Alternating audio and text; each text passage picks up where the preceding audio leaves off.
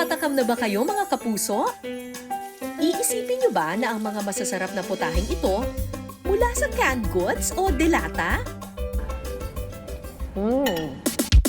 Ang mga corned beef, meatloaf at canned tuna kayang-kayang i-level up at mas lalo pang pasarapin. Very, very filling siya. Siguro iisipin ninyo, naku, sayang wala na yung lasa ng corned beef kasi sinabawan na siya. Pero hindi, lumasa pa rin siya. Ano ba itong itsura ng ginawa ko? Dito ako mahina sa mga pagdidisenyo. Basta ilagay na lang natin yan. Maghahalo-halo rin naman yan sa tiyan nyo, guys.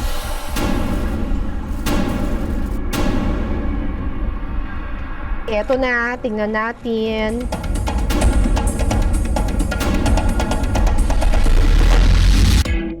Makakasama rin natin ang sparkle artist at host na si Angie Anson. Ba't parang ang ganda nung sa'yo, chef? Ba't kaya niyo ba? Sige lang, kaya mo yan. Kayang-kaya mo yan. Masarap to, promise. Bagay, yun din naman yung thrill ng cooking eh. Yes. Exquisite talaga to. Ang unang putahe sa ating menu ngayong gabi ay mula sa Quezon, ang hardinera. Karaniwan, gawa ito sa karne ng baboy. Pero bibigyan natin ito ng twist gamit ang canned tuna. Alam niyo ba mga kapuso, na yung hardinera, pwede palang walang meat? Ang gagamitin natin ay tuna, yung delata na tuna. Ituturo sa akin ng online content creator na si Mommy Nena ang kanyang recipe ng tuna hardinera. Kayanin ko kayang makaluto at makabuo ng masarap na tuna hardinera? Challenge accepted, mga kapuso! Canned tuna! Bakit mo naman naisip gawin yun? First po kasing aking in-upload is using pork. Oo. Pero may mga viewers ako na laging, uy, ang sarap naman kaso bawal ako sa pork.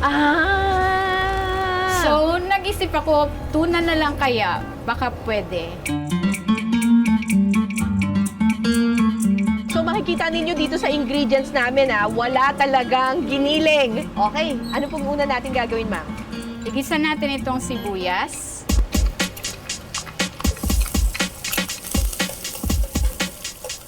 Bawang. Sunod na po ang bawang. Ayan. Pag translucent na po yung sibuyas, pwede na nating ilagay yung ating canned tuna. Canned tuna na agad.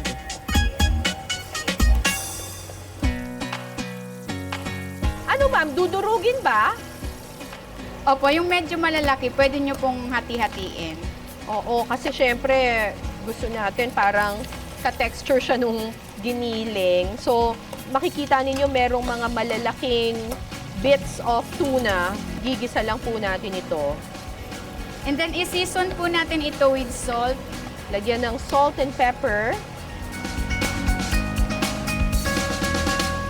At ng seasoning. Naku, hindi ba ang aalat ito? Hindi naman po kasi maglalagay pa po tayo ng breadcrumbs mamaya. Okay. Pag nagisa na po natin yung tuna, maglalagay na tayo ng tomato sauce. Ito po ay para ma-improve yung color ng ating tuna. So hindi naman talaga marami. Pampaganda lang daw ng kulay. Ilalagay na po natin yung hotdog, yung carrots. At kapag naluto na po yung ating gumagulay, pwede na po natin itong hanguin at palamigin.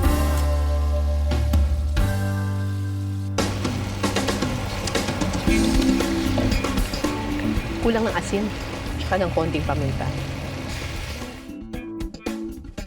So, isi-set aside muna natin to para lumamig siya. So, ngayon, habang hinihintay natin na lumamig itong ating mixture, ang gagawin natin ay i-design na natin yung mismong llanera. Bago po natin ilagay yung ating mixture sa ating llanera, kailangan muna natin po itong i-grease para hindi didikit yung ating hardinera dito sa Correct. sa Pero llanera. nilagyan na namin siya ng ng dahon ng saging. Opo. Sige, so ano pong gagawin natin? I-grease lang natin ng oil. Pati yung side po, Miss Cara. Kailangan natin itong i-grease kasi mamaya, pag sinerve natin yung hardinera, babalik na rin natin siya ng ganun. Diba? So, kailangan naka-grease ito at hindi dumikit. Ipi-prepare naman natin po yung mga toppings. Toppings, okay. Opo. Nasa sa inyo na po kung anong gusto nyong ilagay. Pwede kayong maglagay ng pineapple slices, yung carrots, yung hotdog, at Okay. yung raisins. Ay, Diyos ko. Okay, so maglagay Depende tayo na po kung anong gusto nyo pong design.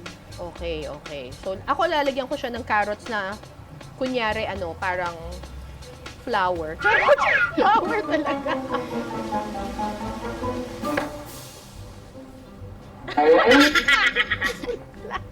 Pwede na yan. Maglalagay din po pala tayo ng nilagang itlog. Oo. Babalatan ko na yung... Sige, balatan mo na yung sayo. Ang pangit. Pero pwede na yan. Hahatiin ko lang po ito, Miss Cara, yung boiled egg. Maglalagay ako ng sliced pineapple. And then, para may contrast yung color, maglalagay ako ng hotdog. And then, maglagay din ako ng carrots. Kayo po, ma'am, kung anong design po ang Okay, gusto. okay. Tapos ilalagay ko yung boiled egg, kailangan nakataob siya. Nasa ilalim po ang part na ito dahil pag in-invert natin yung ating llanera, ito na po ang magiging ibabaw. Okay, okay. So pag nilagay ko yan, kailangan nakataob. Then maglalagay din ako ng bell pepper Wala, hindi kasha. Ano ba to? at Ayan. ng raisins. May pa bell pepper. Okay.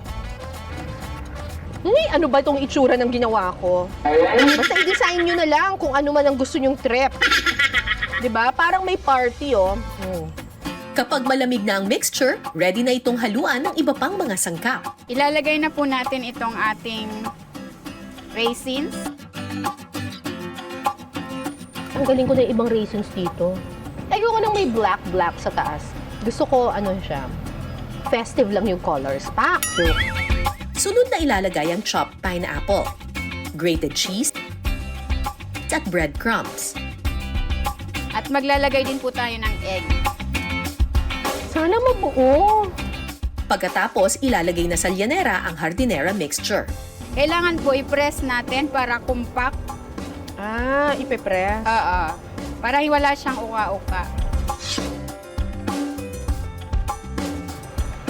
Ayan! Simutin na natin. Tatakpan ito ng foil at isi-steam ng 30 minutes. Okay, pengin pentel. Lalagyan namin ng pangalan, di ba? Para alam natin kung alin yung sa akin tsaka alin yung sa'yo. Mukhang mas masarap yung sayo. Ang ganda ng kulay. Pagkatapos ng 30 minuto, Alright, eto na ang the moment of truth. Naku, nabuo kaya itong hardinera namin. Okay. So, okay, eto na. Tingnan natin. Oh my gosh. Shucks, ba't ganun? Ba't yung sa'yo parang maputi? Hindi mo ba inubos yung tomato sauce? Hindi kumuha lang po ako. Oh my gosh. O sige ma'am, tingnan mo kung babalik ko. Oh my God. Sana lang hindi dumikit. Sana hindi dumikit. Okay, game. successful kaya ang ating hardinera challenge? Abangan mamaya! Ngayong malamig pa rin ang simoy ng hangin, masarap humigop ng mainit at malinamnam na sabaw ng nilagang baka. Kaya naman ito ang susunod nating iluluto. Pero dahil mahal ang kilo ng karne ng baka, para mas makatipid ang gagamitin nating sangkap, corned beef. Mahilig ba kayo sa corned beef? Mahilig ba kayo sa beef nilaga? Pwedeng pagsamahin yung corned beef na nasa delata at saka yung beef nilaga. Ituturo sa atin yan ni Ma'am Shi Denise or Queen Foodie Ma'am Shi. Hey, Beshi! Nandito tayo sa Pinasarap. Alam mo Denise, favorite ko to. Kasi tinuro to sa akin ng father ko. Sa probinsya daw, ganito yung ginagawa nila. I mean, sa Pampanga, pag gusto nilang paramihin yung corned beef, yes. kasi yung corned beef medyo may kamahalan yan Opo. di ba? So, kung gusto nilang paramihin yung corned beef, ginagawa nilang sabaw. Yes po.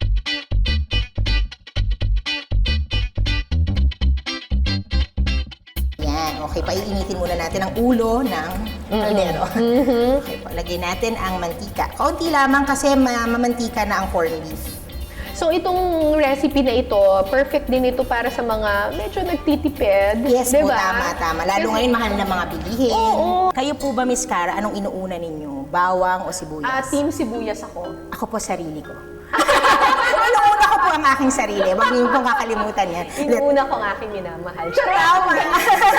O, ang ganda. Apo, tama. Sibuyas po tayo. Konti lang, hindi masyado para hindi ma-overpower. Ang ano, tsaka hindi masunog agad. Tapos lagay na po natin yung konting bawang. Sunod na ilalagay ang patatas at corned beef. Ang advice ko sa inyo, piliin niyo yung corned beef na may hibla-hibla talaga. Yung merong chunks ng ano talaga, ng corned beef. Ayan, bali po ilalagay na natin yung tubig. Gaano karami yan, Ma'am Shi? Typically po, ako po kasi minemeasure ko siya dun sa gaano karami yung corned beef. So, sa lata, mismong yun, mga 1.5 nun. Pero kung mas masabaw po ang gusto ng iyong pamilya, pwede nyo pong dagdagan. Titimplahan na rin ito ng asin at paminta. Sunod na ilalagay ang onion leeks. Takpan po muna natin para mas lalong lumambot ang patatas. So, ilalagay na rin natin yung repolyo. Hindi natin to i-overcook, kaya maganda. Pagkalagay, ipapatayin na natin ang apoy. Oo. Sobrang healthy nitong corned beef na ito. Kaya gustong-gusto ko rin siyang niluluto para sa aking pamilya. Kasi, Yes, marami diba, siyang marami vegetables. siyang vegetable. Haluin lang ito sandali at pwede nang tikman ang ating nilagang corned beef.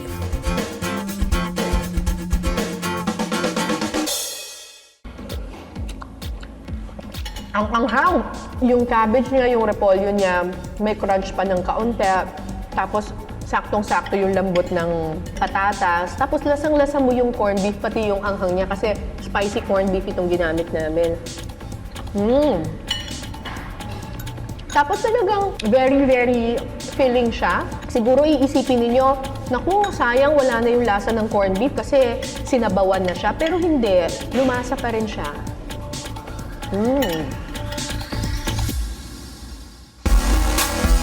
Bukod sa nilaga, may iba pang putahe na pwedeng iluto sa corned beef. Para alamin ito, sasamahan tayo ng Sparkle artist at Kapuso host na si Anjay Anson. Security! Bumida siya sa afternoon prime series na The Widow's Web bilang si Jed Sagrado D na anak ni Carmina Villaruel. Mapapanood din siya bilang isa sa mga fun-liner host ng GMA Morning Show na Unang Hirit. Unang hirit! Pero teka, mukhang namimili pa ata ng delata itong si Anjay. Ayan, corned beef. At saka, eto, mackerel. Meatloaf. Ayan. Tara, meron na natin to. At ayan, nakabili na nga tayo. So, ano kaya pwede nating lutuin sa mga to? Tara. Ang ituturong recipe ni Chef Ben kay Anjay, putahing nagmula pa sa United Kingdom. Scotch egg. Pero imbis na baka, ang pangunahing sangkap na gagamitin, corned beef.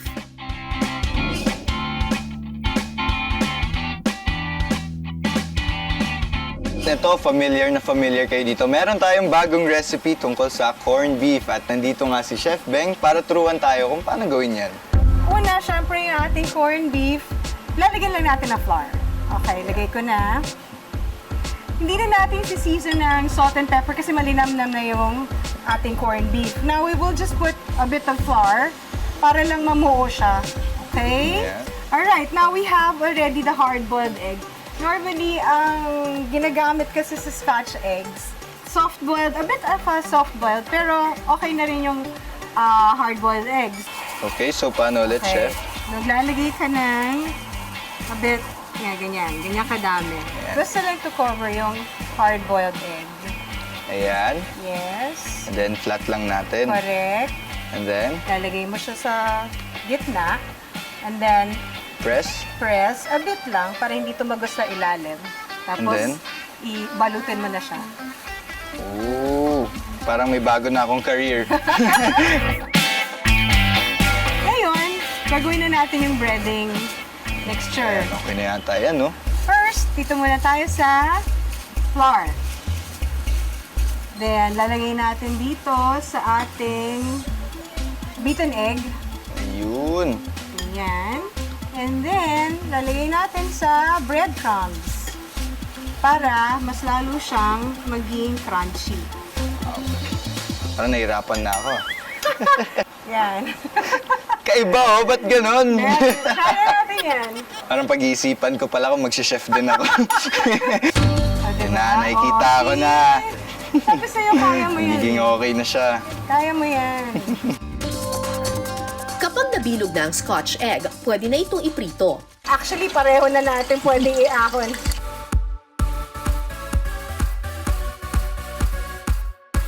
Maya-maya pa, ready na for plating ang ating Scotch egg. Ayan na nga, nakaserve na ang ating excellent and exquisite na dish. I'm excited matikman to kasi siyempre may part ako dito eh. Tikman natin yun mamaya.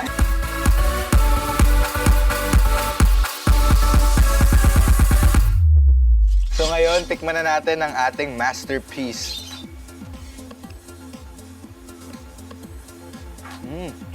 Nag-complement yung lasa ng egg sa corned beef. Ito masarap to. Exquisite talaga to. Sobrang excellent ng gawa ko dito. And masarap siya kasi crispy siya. Crispy yung labas niya. Pero once na matikman mo na yung loob niya, doon na siya tender, malambot. Tsaka yung egg, sobrang perfect ng lasa niya sa corned beef.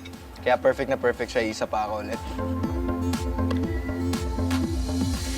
Hindi ko in-expect na kahit yung mga ordinary lang na canned goods na mabibili niyo lang sa groceries, male-level up nyo rin pala siya. And tinan nyo, pagka once na maayos yung plating nyo, katulad ng tinuro sa akin kanina ni Chef Beng, magmumukha siyang galing 5-star restaurant eh. Kaya yun dapat ang tutukan natin and dapat matutunan natin yan. Ang next dish naman natin gawa sa canned meatloaf. Makakasama ni Anjay ang mommy na si Maine para sa kanyang level up meatloaf dish. Anjay, ano pa ang baon ninyo dyan? Okay, so ito na nga yung nabili nating meatloaf kanina. At Miss Maine, ano bang pwede nating lutuin dito? Magluluto tayo ng meatloaf sisig.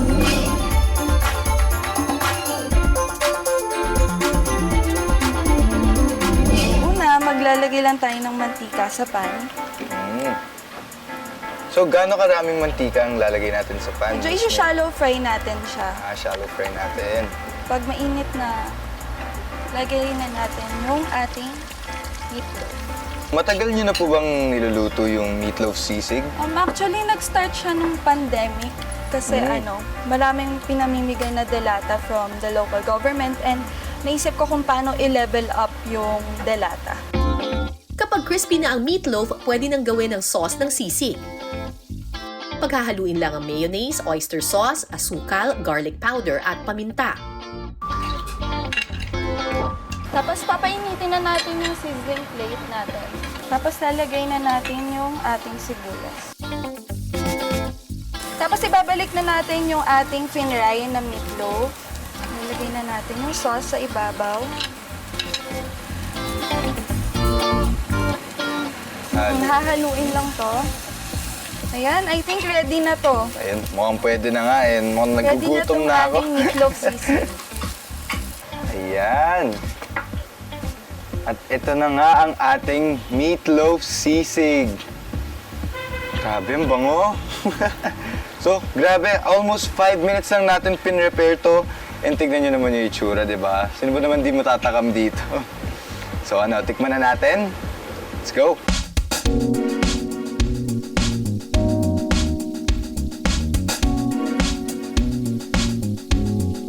Let's go, start na natin.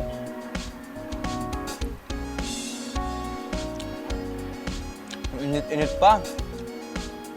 And baanghang nga siya. Pero grabe kasi lasang-lasa mo yung yung sauce niya. Sobrang perfect siya sa meatloaf. And di ko nga in-expect na pwede pala meatloaf para sa sisig. And para sa akin, medyo nakakatuwa naman siya na kahit spicy food siya, na-enjoy ko rin siyang kainin. Isa pa ako. Perfect. Sarap.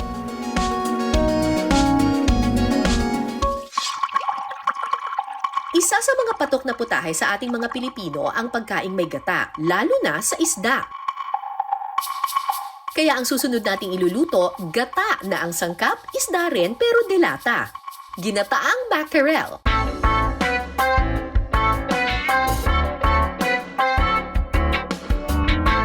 Simple lang daw iluto ang ginataang mackerel, igigisa muna ang bawang, sibuyas at mackerel. So, nung na-try ba ng mga kasama mo sa house, nung una mong ginawa, anong first impression nila? Ano yung sinabi nila sa luto mo? Sobrang sarap daw kasi very Pinoy yung dish na to eh. Para siyang katulad ng ginataang tulingan. So, very close to the heart talaga. Tsaka mackerel, no? Sobrang healthy pa. Exactly. Sobrang healthy ng mackerel, kaya fit na fit yan sa mga estudyante na tulad namin. Yes, sa mga students, sa mga palaging walang time magluto. So, perfect ito. Nakalimutan natin ilagay yung luya kanina. Ayan. Yan din magpapatulong na maging balanse yung lasa and also to help lessen yung langsa. Sunod na titimplahan ng paminta at saka ilalagay ang gata. Grabe. Niluluto pa lang, parang Ang gusto ko bango, ng no? tikman. Yes. So, maglalagay tayo ng water ngayon. And pwede din tayo maglagay ng supa. Siguro mga 2 to 3 spoons lang ng supa. Yes. Pakukuluin lang ang gata at saka ilalagay ang siling haba at pechay. Titimplahan din ito ng patis. Hayaan lang mag-simmer at maya-maya pa, tikiman time!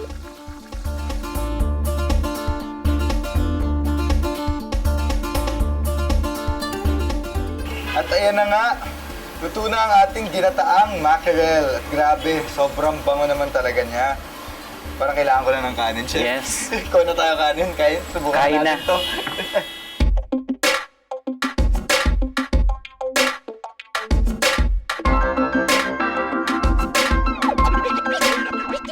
Okay, tikman na natin ang ginataang mackerel.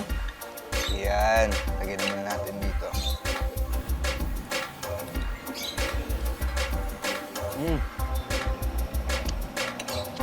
Creamy. Masarap. Nag-perfect yung lasa ng mackerel sa gata. Which is, yun yung sinabi rin kanina ni chef na okay nga rin daw yung lasa kaya niya inad. And grabe masarap siya, sobrang creamy and delicious. Kung sinerve to agad sa inyo, hindi nyo nga ma-realize na sa delata siya nanggaling. Which is, maganda kasi nale-level up niya yung kahit delata lang siya. Once na maluto mo siya ng tama and mabilis and masarap, perfect na perfect, panalong panalo. Okay, game. 1, 2, 3. Samantala, kumusta naman kaya ang niluto kong tuna hardinera? Look at that! Perfect ang pagkakagawa ng ating tuna hardinera. Ang tanong, kumusta kaya ang lasa? This is it, the moment of truth.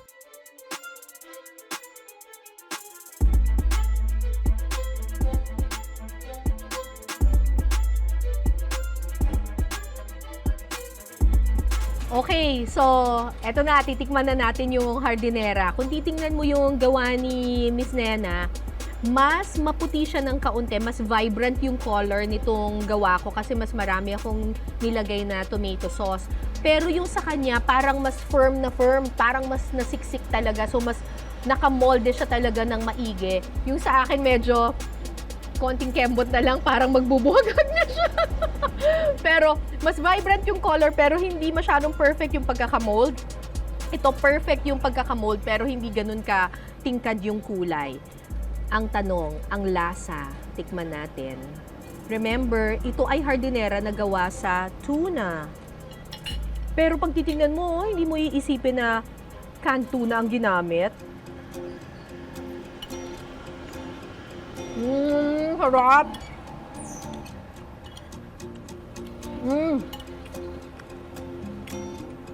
Lasang-lasa mo pa rin yung tuna. Pero what I like about it is tamang-tama yung blending ng pineapple, ng pasas, bell pepper, Nice!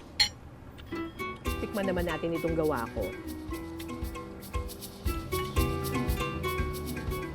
Ay, may laban. Mas malasa yung gawa ni Ma'am Nena kaysa dun sa gawa ko. Feeling ko nagkulang ako sa pasas. Nagkulang ako sa tamis ng konti. Ito mas nalalasahan mo yung tuna pero nalalasahan mo rin yung tamis galing doon sa pineapple at saka sa pasas. Dito, feeling ko nagkulang ako sa sa pineapple at saka sa pasas. So mas subtle yung lasa nito compared dito. Sino ba naman ang mag-aakalang ang mga putahing ito mula sa delata? Sa taas ng presyo ng bilihin ngayon, lumabas ang pagiging madiskarte nating mga Pinoy. Masasarap at abot kayang lutuin na tiyak bubusog sa ating pamilya. Hanggang sa susunod nating kwentuhan at salo-salo, ako po si Cara David.